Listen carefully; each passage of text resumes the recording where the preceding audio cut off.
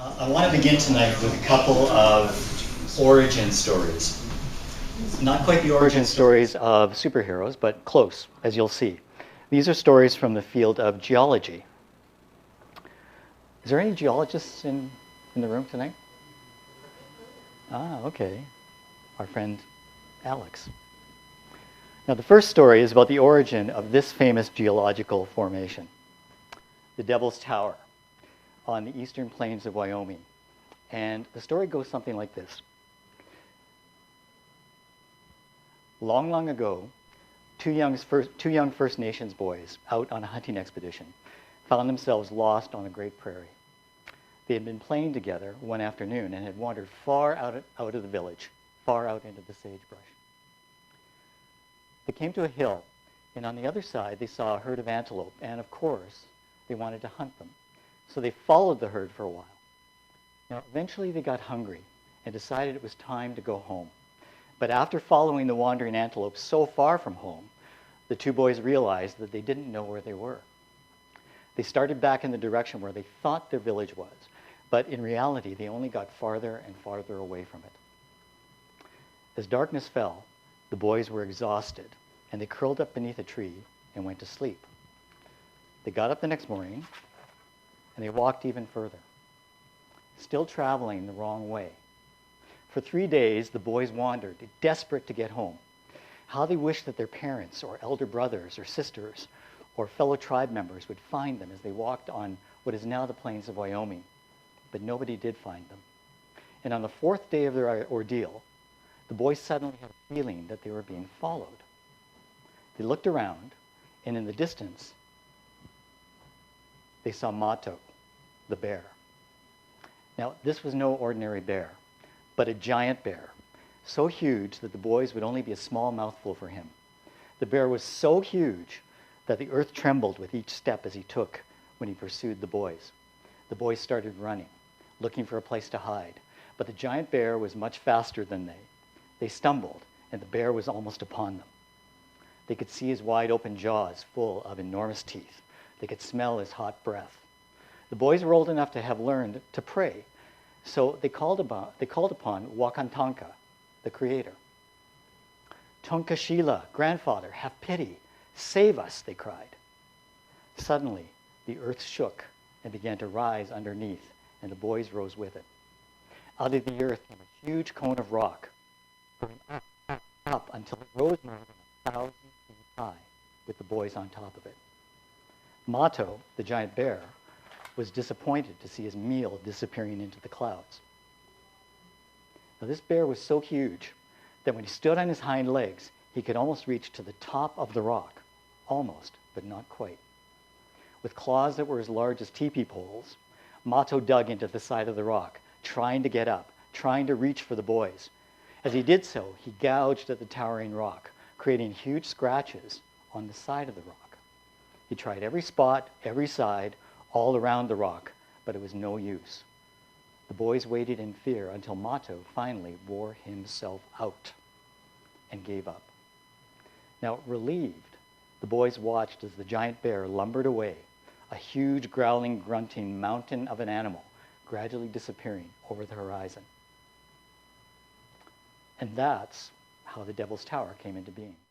My next story of origin from the world of geology is the story of the Giant's Causeway on the coast of Northern Ireland, and its brother, Fingal's Cave, on the coast of Western Scotland.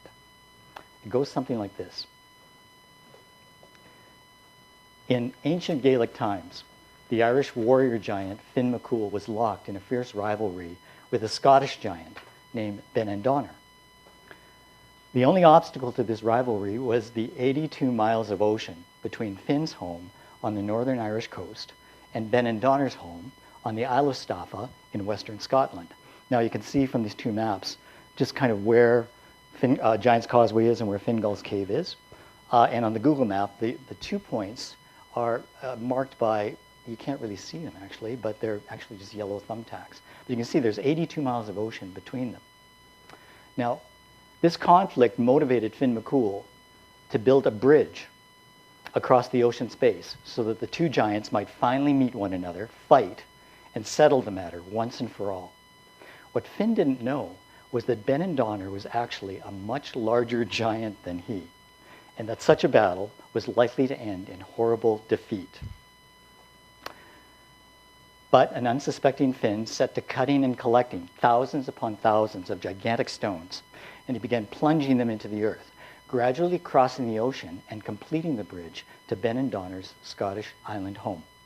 However, the tremendous effort required to build the bridge exhausted poor Finn, and he returned to Ireland to take a nap and renew his strength before the final epic battle with his Scottish nemesis. During this break, Benandonner decided to turn the tables by launching a surprise attack on Finn, and he secretly crossed the new bridge to confront McCool on his own home turf. When Benandonner arrived at Finn's house, Finn's wife, a very large woman named Una, saw Benandonner approaching and was shocked by the enormous size of the Scottish giant. She realized that her poor sleeping husband had no chance to defeat such a beast, so she quickly covered Finn with a baby's blanket. Benandonner stood outside the house and roared, "Where's Finn?" "Shush, shush," whispered Una from the doorway. "You'll wake the wee one." Benandonner barged into the house and looked at the quiet figure covered by the blanket, and his jaw dropped open. He thought, if the child was that huge, what size could the father be? Now, terribly frightened himself, Benandonner wasn't sticking around to find out. So he ran away like the wind, destroying the causeway in his wake, so Finn could not pursue him.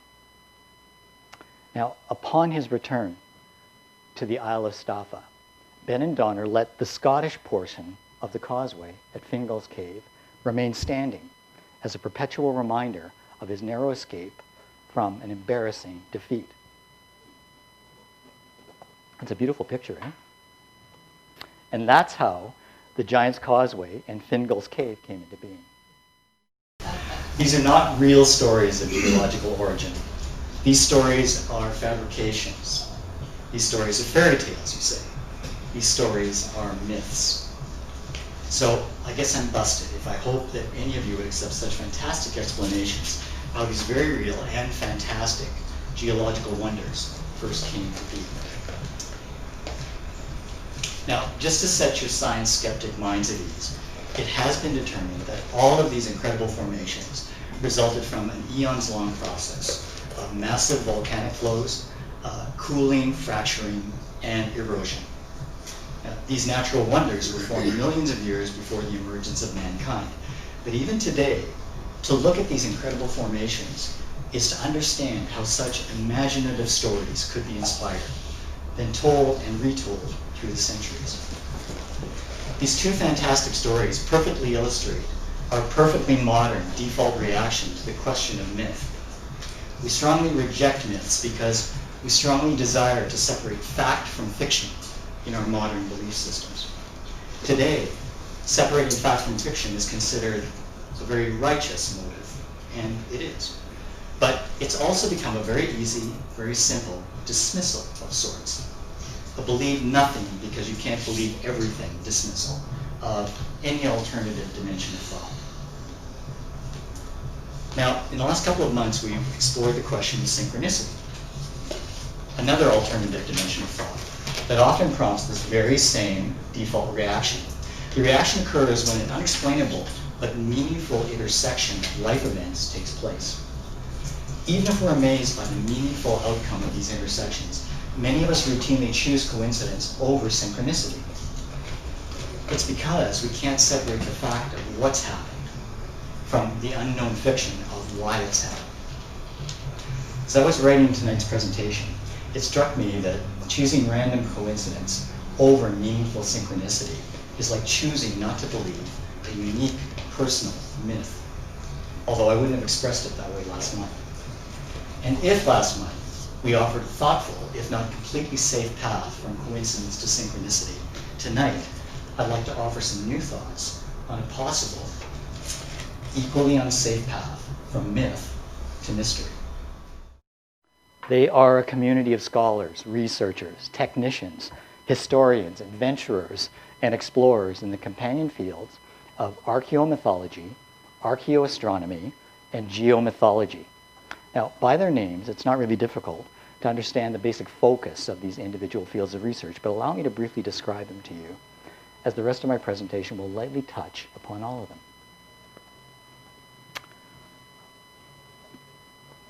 Archaeomythology is the study of archaeology through the lens of mythology as a unique method of understanding ancient societies, cultures, relationships, and factual history. An early example of archaeomythology is the discovery of the ancient city of Troy in the late 1800s. The discovery of Troy in what is now modern Turkey was an important archaeological milestone that was made possible by the critical study of Homer's epic poem of men and gods, the Iliad. The Iliad was a mythic narrative of the Trojan War. It was a narrative that was equally descriptive of the physical war of men and the metaphysical war of gods. For generations, conventional archaeologists had more or less rejected Homer's writings as just mythical hyperbole. But the discovery of Troy validated a new scientific engagement with the Trojan myth. Archaeoastronomy is the study of how ancient people understood phenomena in the sky, how they articulated and interacted with the phenomena, and finally, how these phenomena inspired their culture and their mythology. One of the best examples of a long-standing archaeoastronomy project is the ongoing study of the 5,000-year-old mystery monument, Stonehenge. Through careful analysis of the monument's design, structure, geographical position, its angles and precise measurements, and of course, its legends and myths, several interesting theories have emerged about Stonehenge's ancient significance. For example, it's been argued that the monument may have been used as an observatory to track the seasonal equinox and solstice, as well as to accurately determine the alignment and timing of both solar and lunar eclipses. In an interesting alternative line of research, there is a team of archaeologists and acoustic engineers investigating legends of ambient spiritual music that was often heard during ceremonies at the site, even though there were no musicians ever present. Now, the working theory is that the design and the configuration of the stones at Stonehenge produced the effect of a multitonal ancient tuning fork. All of the theories concerning Stonehenge's origin and purpose continue to be inspired by both science and myth. Geomythology. Geomythology is the study of geological events referred to in mythology. Myths are often inspired by pre-existing extraordinary geological formations like the Devil's Tower. Other myths can be an artful or imaginative storytelling of an actual, even witnessed event like an earthquake or a volcanic eruption. A really great example of geomythology is the study of the famous Oracle of Delphi, the legendary priestess of the Greek god Apollo. For almost 500 years, from the 8th to the 3rd century BC, generations of oracles gave prophecies and gazed into the unseen spiritual world from Apollo's temple atop Mount Parnassus in central Greece. Although there has never been much dispute about the historical existence of priestesses who were called oracles, or the temple, which still stands in ruin today, it was the stories of their mystical behavior and otherworldly powers that became the larger mythical counterpoint to the historical reality. It was said that the oracle's inner chamber room was often filled with mysterious vapors emanating from jagged openings or large cracks in the floor of the chamber. These vapors seemed to swirl around and engulf the oracle, causing her to swoon and enter into a kind of trance, a trance from which she would speak an unknown language that could only be interpreted by a select group of temple assistants. It was reported that these prophetic ecstasies could become so physically intense and even violent that it was thought the oracle was being possessed by the god Apollo. There are even accounts that these violent possession episodes resulted in the injury or even the death of the oracle of that time. These myths of prophetic ecstasy and possession became deeply intertwined with the actual historical record of the oracle. And it's that intertwining of myth and history that sets up the classic dilemma that I spoke of earlier, the dilemma of believing nothing because you can't believe everything whenever myth is embedded in the question. This slide actually doesn't mean anything. I just thought it was cool. So.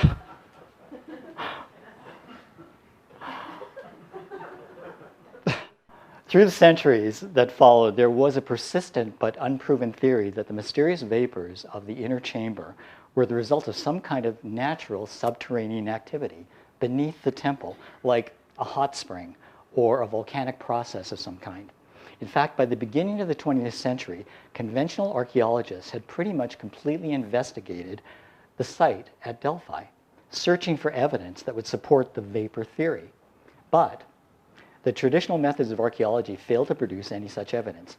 So for the next 80 years or so, the archaeology community more or less dismissed these fantastic spiritual stories of the oracle as being just exaggerated myths, to be archived along with the other ancient Greek myths of gods and spirits. The archaeological community had pretty much settled for the believe nothing option of myth. But then, in the 1980s, a unique team of archaeologists and geologists, some of the world's first geomythologists, utilizing modern technology, discovered a pair of deep subterranean fault lines intersecting directly beneath Delphi. The fault lines were a necessary precondition for any seismic event that could account for the stories of the large cracks in the floor of the oracle's chamber. In addition to the discovery of these deep fault lines, the geomythology team also detected an even deeper zone of hydrocarbon compounds beneath the level of the two faults. It was theorized that the combination of pressure and heat from seismic activity could have caused chemical reactions to take place in this deeper hydrocarbon layer. These chemical reactions could have released gases of various types up through the fractures created by the same seismic activity. In fact, by testing spring water around Delphi, the team did discover small traces of hydrocarbon gases present in the water. A more detailed analysis of this spring water yielded evidence of an interesting mythical suspect, ethylene gas. Oh, I forgot to mention that the geomythology team also brought a forensic chemist as well as a toxicologist along in the expedition. It's just a small detail. These chemical scientists determined that varying levels of ethylene gas contained in the ancient vapors of the inner chamber could pretty much explain the mysterious ecstasies of the oracle. This is because different concentrations of ethylene gas can cause a variety of physical and psychological reactions. These reactions range from mild euphoria to drunken disorientation, balance and equilibrium issues, nerve and muscle dysfunction, speech and cognitive impairment, even hallucinations and seizures with prolonged exposure. Now, when we declare something a myth today, it's a not very kind expression of our deep cynicism, even mockery about seemingly unfounded beliefs, both religious and non-religious beliefs, or false memes or absurd urban legends. Does anyone use the term old wives' tale anymore? No? Okay, same question.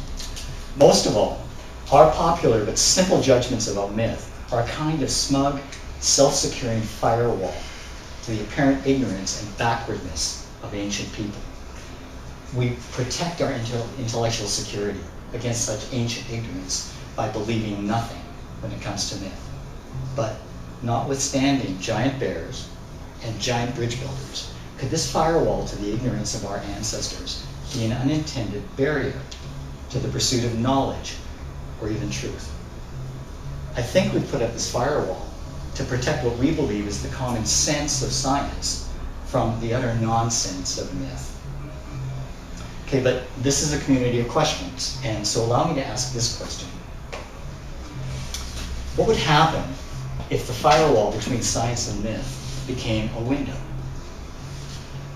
Unlike a wall, a window allows light to pass freely in either direction. You might be interested to know that there is a community of scientists, another community of questioners, that would make the wall between science and myth a window. so that knowledge might pass freely in either direction. Let me introduce you to some of the scientific community actively peering through this window. There were also a couple of interesting historical anecdotes concerning the oracle that supported the ethylene gas theory. The first anecdote was the legendary shortened lifespan of many priestesses that served as oracle throughout the 5 centuries that the temple was active. Regular prolonged exposure to ethylene gas would not only cause progressive physical and psychological deterioration, but would also explain the legends of intense ecstasies or violent possessions, which could easily be ancient code speak for seizures. Apparently, this intense spiritual ordeal caused many oracles to die as very young women. The second anecdote is an actual earthquake recorded in the area of Delphi in the year 373 BC, an earthquake that reportedly damaged the temple and surrounding structures. The reason that this earthquake may support the geomythology explanation of the oracle is that after this earthquake, stories about the oracle diminish considerably. Post-earthquake, it's evident that the revered prophetic reputation of the oracle was no longer a prominent feature of Greek history or myth. In fact, the final recorded declaration of the oracle in 362 BC, 10 years after the earthquake, is simply, "The temple has fallen." Most historians believe that this is a declaration that the oracle had somehow lost her mojo, her legendary connection to the divine. Geomythologists believe that the earthquake at Delphi may have closed the fractures underneath the temple, permanently shutting down the flow of mythical vapors to the oracle. And of course, much of this geomythology theory cannot be completely proven. But by questioning the believe nothing proposition of myth and choosing to open the window between science and myth, these explorers have shown us an alternative path to discovering a more complete truth. Opening the window between science and myth can also bring new clarity about the importance of engaging the question of mystery. Our modern attitudes often make it difficult to engage myth. But when thinkers engage myth as mystery, they cease to be judges. Ancient myths are basically portraits of the imagination and experience of our ancestors. The story of scientific discovery that I just shared illustrates the potential benefits of resisting the reflex to judge our ancestors for the supposed ignorance or backwardness. This reflex to judge is why calling something a myth today is virtually synonymous with calling something stupid. By postponing judgment and engaging myth as mystery, we open up an exchange of perspective with our ancestors. And notwithstanding the benefits of our overwhelming technological advantage, thoughtfully engaging myth enables us to see that our ancestors' perspective on the extraordinary events of history, while undoubtedly imaginative and sometimes incorrect, are not stupid. Let me share a really great illustration of how opening the window can illuminate science and myth and expand the horizons of truth on both sides of the window. It's a brief story about this famous guy, Mr. Cyclops. The Cyclops is a prominent character of ancient Greek mythology and has even become a popular contemporary meme in movies and comic books. There are various myths of the Cyclops, all slightly different depending on source and culture. But for our purposes, here's the Cole's Notes version of the myth. The Cyclops was a member of a primordial race of giants, giants with a single eye in the middle of their forehead. In ancient Greek, the word Cyclops literally means circle-eyed or round-eyed. The Cyclops were sons of the Greek god Poseidon and are described as herdsmen and blacksmiths, possessing brute strength and very angry dispositions. In some mythical accounts, Cyclops blacksmiths are responsible for forging Zeus's thunderbolt, Poseidon's trident, Apollo's bow and arrow, and many other famous weapons of the gods. In Homer's other epic poem, the Odyssey, the main character, Odysseus, encounters a giant Cyclops after landing on an unknown island as he returned from the siege of Troy. This unknown island has been variously identified with the Mediterranean islands of Cyprus, Crete, Malta, and Sicily. Now, throughout the centuries, even to this very day, the ancient myth of the Cyclops has endured. But today, it endures mostly as a cartoon-like fantasy for us. But a new collaboration of archaeomythology and medical archaeology, that's another new one, has provided a possible explanation as to how a fantastic myth like the Cyclops can be at once unbelievable, but still have a foundation in historical reality and even wisdom. Incorrect, but not stupid. The explanation begins with a very rare congenital birth defect called, naturally, cyclopia. Cyclopia describes a condition where a fetal subject, and I say subject because it's a condition that's present throughout the entire animal kingdom, where the subject fails to develop the proper separation between its orbital eye sockets and is born with only one large eye socket, as well as other severe facial abnormalities. In humans, cyclopia actually occurs in approximately 1 out of every 100,000 pregnancies, and usually ends in miscarriage, stillbirth, or in some cases, actual live birth, followed by a very, very shortened lifespan, usually less than 1 day. Cyclopia is a real-world medical condition, but if you didn't know about this birth defect, it's not a big surprise. Now, I've chosen to show only an image of a fetal skull with cyclopia because this is a horrible, horrible birth defect. And as a consequence of its very low incidence rate, 100% mortality rate, and the horrible yet understandable stigmatization of the defect, cyclopia is one of the world's most underreported conditions.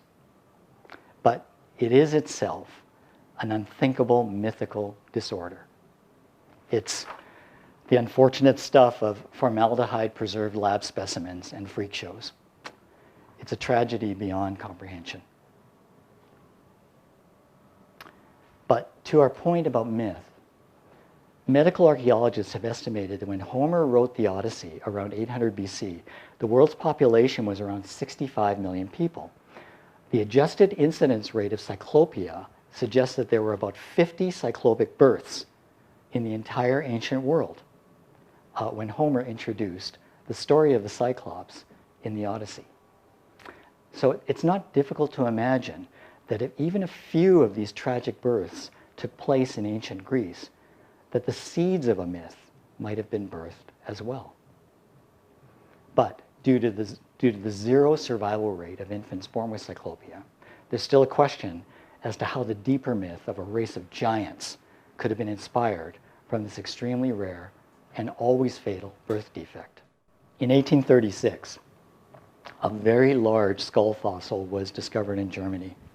You can see that this particular skull had very unique characteristics, not the least of which is the large single opening in what appears to be the forehead of the ancient creature. Now you can see where I'm going with this.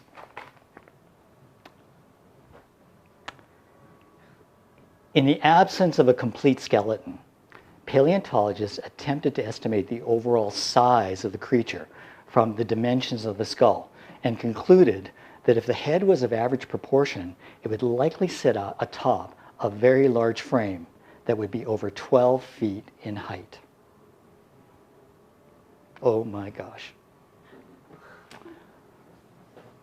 Okay, it turns out that the skull, along with other skeleton parts that were eventually uncovered, belonged to a large elephant-like mammal called Dinotherium giganteum, means terrible beast, that lived in Europe and parts of Africa around 9 million years ago. So not a giant cyclops after all. But very recently, fossil evidence of this very same animal has been uncovered on the island of Crete, which might be the unknown island mentioned in the Odyssey. The fossil discovery included an almost complete skeleton with the mythical skull intact. So, Due to the very real medical phenomenon of cyclopia, archaeomythology can now suggest a pretty convincing theory of how the myth of the Cyclops might have started with whispers of a tragic birth defect. This theory validates even more when we consider that ancient Mediterranean peoples, perhaps living on or visiting the island of Crete, might have stumbled on actual fossil evidence of mythical giants. Not necessarily a stupid proposition if one doesn't have the benefit of 3,000 years of scientific progress supporting them, right? What do we imagine Homer's literary inspiration could have been if he had heard these whispers of abnormal birth and tragedy? Did stories of giant skulls with a single eye socket found on the island of Crete stir his poetic vision for the Odyssey? Is there now a way to understand that to the ancient Greeks, the Cyclops was not necessarily so mythical?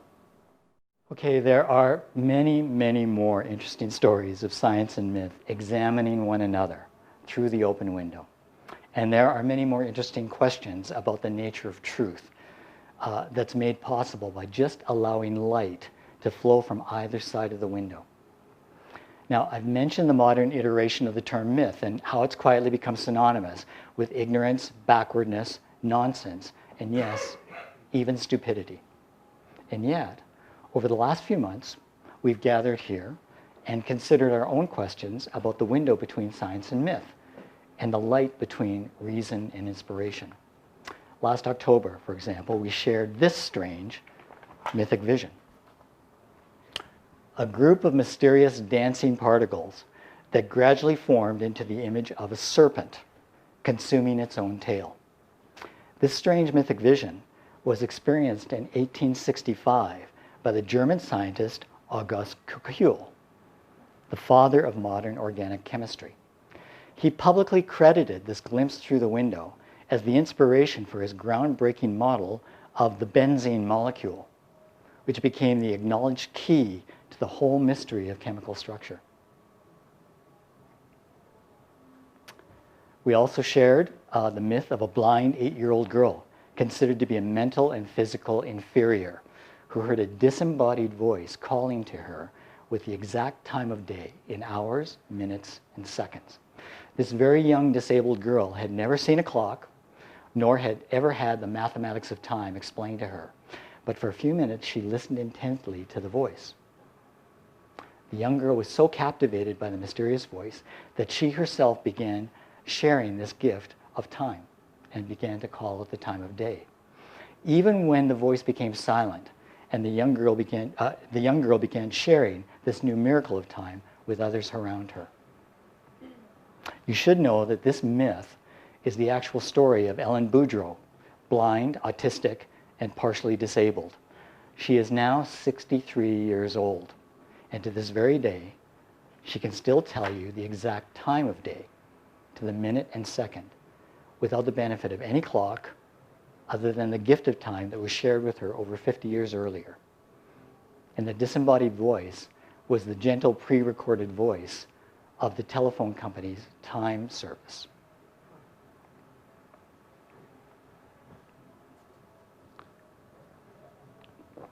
And last month, we shared the mythic dream of another clock.